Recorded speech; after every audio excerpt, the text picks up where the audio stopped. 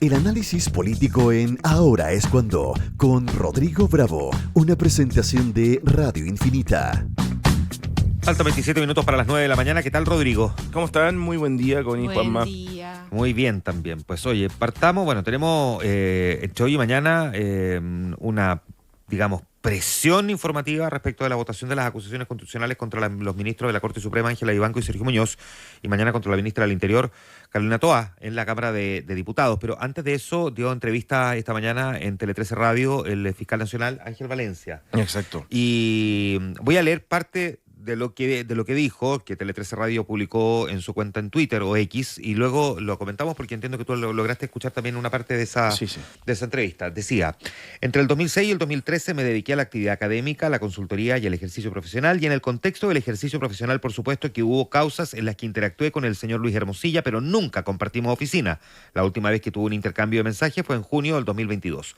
Tuve una conversación, me junté con Hermosilla a tomar un café, y también con Andrés Chadwick. Esto fue pocas semanas de yo haber entrado a la Fiscalía y por un tema personal. Yo como fiscal nacional por un tema personal, y hoy queda suficientemente claro que yo no era el candidato del señor Hermosilla, ni tampoco fui un candidato que hubiera participado en una comida, por ejemplo, con la señora Vivanco. Ya vamos a contextualizar esa frase.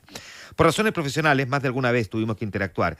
He sido durante más de 20 años profesor de la Universidad Alberto Hurtado, y mi paso por la Universidad San Sebastián duró 3 meses. Para estos efectos, Andrés Chadwick, cuando decido doctorarme y después decidí postular a la Fiscalía Nacional, voy a hablar con él para entrar a la universidad, y aunque no es él el que me contrata, no cabe duda que su opinión es muy relevante para que la universidad me haya contratado los 3 meses que estuve ahí. No le pedí ayuda para el caso de llegar a ser fiscal nacional. Si hoy llegara a mi oficina una petición en la cual se me pidiera directamente que me inhabilitara por una petición de la defensa del señor Chadwick y tuviera que directamente resolverla, considerando los antecedentes que he planteado, yo sí me inhabilitaría. Me inhabilitaría de resolverla por prudencia y razones legales. La ley evita que los fiscales nacionales se inhabiliten cada vez que una decisión es incómoda.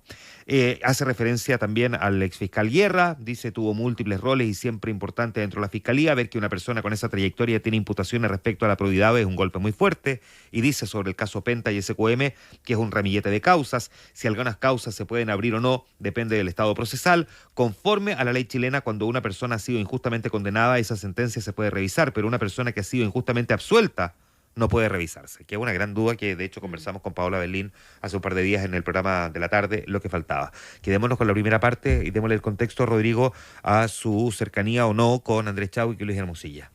Sí, es bien reveladora, diría yo, la entrevista del fiscal nacional en T13 Radio, y seguramente tiene que ver con la intención de cerrar un capítulo y de despejar cualquier duda ante eventuales filtraciones, reportajes, pero también para que la investigación sea lo más limpia posible. Es un poco el tono que desde la Fiscalía querían decir. ¿Por qué? Porque de alguna manera lo que hace primero Ángel Valencia, luego de 2 semanas que estuvo fuera del país y de haber participado en una reunión relevante en el sur con los fiscales del sur, es despejar cualquier duda en cuanto a la relación que él tenía primero con Andrés Chadwick. Él reconoce, y eso es de público conocimiento, que fue profesor por 3 meses de la Universidad de San Sebastián, y reconoce en esta entrevista que conversó con Andrés Chadwick, porque nadie podría dudar que él era una figura importante dentro de esa universidad, que tomaba decisiones y que al menos influía en esa toma de decisiones. Él dice que no fue finalmente Andrés Chadwick quien lo contrata, ni con quien define ni su renta, ni mucho menos, pero que sí tuvo algún tipo de conversación con él. Meses después, 3 meses después, entra en esta competencia por la Fiscalía Nacional. Y tiempo ya pasado de lo que hemos ido conociendo, se sabe de algunas filtraciones de mensajes de Luis Hermosilla, donde evidentemente su carta a la Fiscalía Nacional era José Morales, no Ángel Valencia. Pero a Ángel Valencia, como a otros fiscales que postularon en ese minuto, se le publicaron una serie de denuncias, de investigaciones, de eventuales conflictos de interés, y algunas, dice el propio Valencia, afectando la honra de su familia, con mentiras. Y de alguna manera él pone sobre la mesa que esa campaña del terror, de alguna manera, que existe en su contra en el momento en el que postuló la Fiscalía Nacional, podría haber estado orquestada por alguien como Luis Hermosilla, y eso es un poco lo que cuenta en esta entrevista. Dice Ángel Valencia que se contacta con Andrés Chadwick y le dice un día antes de salir de la universidad que quería hablar con Luis Hermosilla. Es decir, de alguna manera se evidencia el vínculo. ¿Quién podría dudar que el vínculo entre Chadwick y Hermosilla existía? Valencia conocía a Luis Hermosilla en su calidad de abogado privado. Él había dejado la fiscalía el año 2006 y había ejercido desde el mundo privado hasta que vuelve a ser fiscal nacional.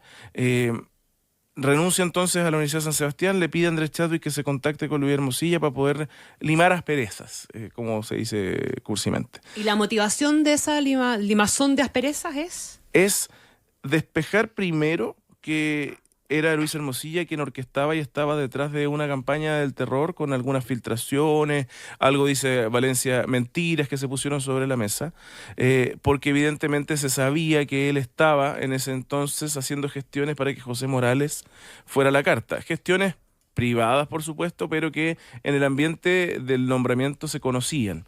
José Morales fue el primer fiscal nacional descartado por el Senado de los que participaron y postularon a ese cargo.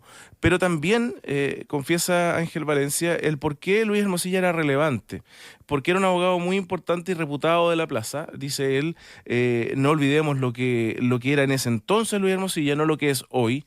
Era un abogado influyente y en esta pega, dice Ángel Valencia, es mejor tener menos enemigos y de alguna manera no enfrentarse a alguien con el poder o con la influencia que tenía por ese entonces Hermosilla. Cierra un capítulo así Ángel Valencia, pero creo que abre uno polémico que va a traer una serie de repercusiones, porque él plantea además que si la investigación llegara hacia la Fiscalía Nacional sobre Andrés Chadwick, recordemos que ya la fiscal Lorena Parra dijo hace algunos días que Andrés Chadwick va a ser citado a declarar en el marco de la investigación del Grupo Patio, en calidad probablemente de imputado. Hoy día Valencia confirma que será en calidad de imputado. No hay fecha aún para eso, pero si la investigación llegase hasta él se inhabilitaría por los lazos y para evitar especulaciones que él podría haber tenido una suerte de relación con Andrés Chadwick. Eso, en términos globales, creo, Juanma, Connie, que va a generar bastante revuelo durante el día. Claro, ahora, no es el fiscal nacional el que lleva adelante una investigación, ¿no? Por lo tanto, o sea, como que el que termine inhabilitándose respecto de algo es un poco lejano. Es un poco lejano, pero dice Valencia que ante la simple solicitud de alguien y de la propia defensa, por ejemplo, de Andrés Chadwick, en su rol de fiscal nacional, se solicitaría la inhabilidad para que él no participara si esto eventualmente escala hasta una investigación que podría tomar el fiscal. Ahora, lo que dice Ángel Valencia, Rodrigo, en el fondo es quizás de todo bien revelador, porque estamos hablando del fiscal nacional, ¿no? El Ministerio Público es hoy día, diga, quizás nuestro como gran resorte, ¿no? De poder por fin llegar a la verdad en torno a un caso que tiene una multiplicidad de esquirlas que han saltado, digamos, hacia distintos lugares. Pero que el fiscal nacional haga como reconocimiento, no sé si más explícito que implícito, del poder que tenía Luis Hermosilla, al punto de que termina buscando una reunión con él, como para limar esa aspereza. Eso es probablemente lo más relevante de todo. Porque en el fondo quería saber por qué lo querían perjudicar para no llegar a ser fiscal nacional. Es quizá como el emblema de la definición del poder de Luis Hermosilla. Sí, es sumamente icónica esta figura. Y queda la incertidumbre de cuánto influenciaba Hermosilla en Andrés Chadwick o con Andrés Chadwick, porque el vínculo es evidente, es real, es concreto, y creo que ninguno de nosotros podría hacerse sorprendido de lo que significaba Luis Hermosilla hace algunos años, o hasta que estallara el caso Audio. Muchos podrían poner y mantos de duda desde las formas en las cuales actuaba Hermosilla, pero que era una figura relevante, que era una figura con poder, creo que no hay duda y que queda ratificado con el correr también de esta propia investigación. Y pone el ojo en alguien que está viviendo un momento complicado con Juanma, Andrés Chadwick.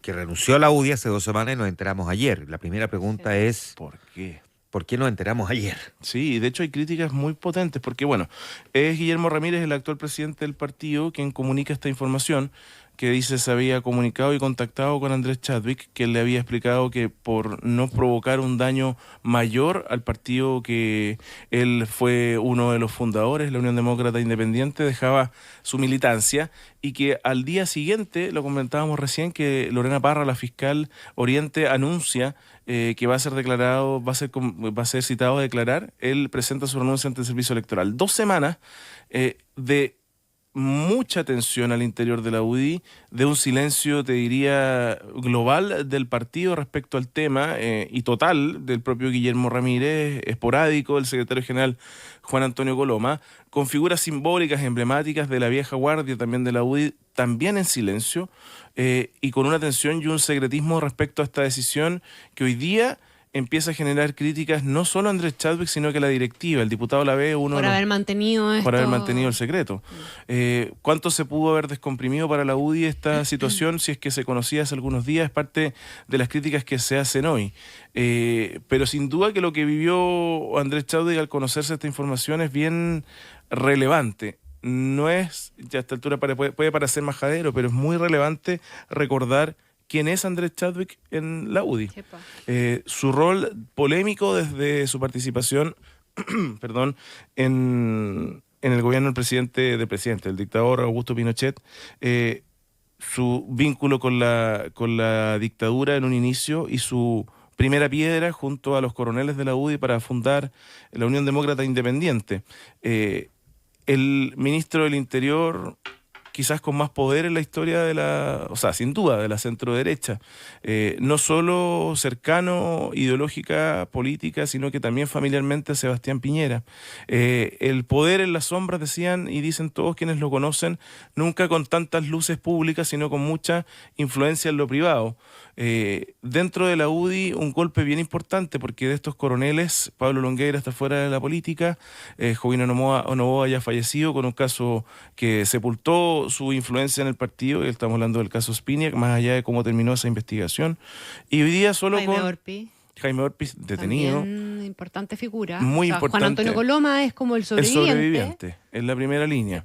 Y en una primera línea un poco regañadientes, ¿no? Porque como que Juan Antonio Coloma no está en el interés de ser el que hoy día recoja ese testimonio, por decirlo así, en esta posta. No se le ve en ese particular entusiasmo, que no es una crítica, sino que simplemente él está haciendo la pega. Está haciendo su pega de senador y quiere quedar allí y no necesariamente, digamos, pasar a la primera línea de vuelta una vez más de la UDI. Entonces, es complejo para un partido que ha perdido a figuras relevantes por distintas razones y que desaparecen, y en medio de tener a Evelyn Matei como la principal carta presidencial del país. Sí, ese es el elemento. No nos olvidemos que además Chadwick quedó ungido como el heredero natural y el administrador del legado de Piñera. Claro. Tras la muerte de Piñera. Claro. Es un rol que además, si es que lo tomó, porque yo te iría reporteando al piñerismo casi la totalidad de mi vida como periodista, no necesariamente quiso ejercer ese rol. De todas maneras no lo publicó, pero tampoco en una segunda línea, pese a que tomó la coordinación del grupo de líderes latinoamericanos o iberoamericanos de centro derecha. En un principio fue de a poco desechando un rol protagónico, volvió a la relevancia absoluta, por supuesto, ante el trágico fallecimiento del presidente Piñera. Como familiar y como líder político tomó la coordinación de ese momento, también en conversaciones con el ex canciller, con el canciller Van Claveren, respecto a todo lo que iba a significar este funeral de Estado. Es Chadwick no solo influyente en la UDI, sino que en muchas generaciones jóvenes de la centro-derecha, jóvenes incluso que uno podría decir que tienen una distancia generacional con él importante, pero que hoy día tienen roles relevantes. En el Ministerio del Interior él tuvo un trabajo muy de cerca con Rodrigo Villa, con Catherine Martorell, con la propia Andrea Valladares, hoy día secretaria general de muy RN. buenos nexos con el mundo mapu. Si Andrés Chadwick, cuando fue reclutado por Jaime Guzmán, era mapu. Y familiarmente conectado además también con personeros de la exconcertación, como Viera Gallo, etcétera. O sea, también con mucho puente hacia ese mundo. Sin duda. Quedan hoy día a uno le cuesta encontrar, lo conversábamos ayer a raíz del sistema político, de quiénes son los líderes que hoy día tiendan puentes con todos los sectores. Él era uno de esos, desde el Senado y también desde el Ministerio del Interior. Por supuesto que su caída política, con el caso Catrillanca ya estallado y con mucha incertidumbre, y posteriormente ya con el estallido social, termina de una manera sumamente abrupta, acusado además constitucionalmente un par de meses después de que había dejado, mientras estaba a puertas de o poco tiempo antes de dejar su rol como el líder importante al interior del gobierno del presidente Piñera, acusado constitucionalmente con la defensa de Luis Hermosilla en ese entonces, con el respaldo generalizado de todo Chile Vamos. Esa foto, esa imagen de la acusación constitucional es muy decidora en lo que significaba él. Todas las figuras hoy día en primera línea de la centro derecha cuadrándose detrás de su figura.